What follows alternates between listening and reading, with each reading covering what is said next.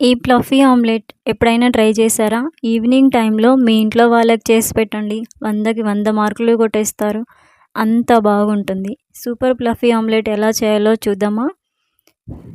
ఇది నేను ఓన్లీ 1 ఎగ్‌తో చేస్తున్నాను. ఫస్ట్ ఒక బౌల్ తీసుకొని అందులో ఎగ్‌ని బ్రేక్ చేసి ఎగ్ వైట్‌ని, యెల్లోని సెపరేట్‌గా తీసుకోండి.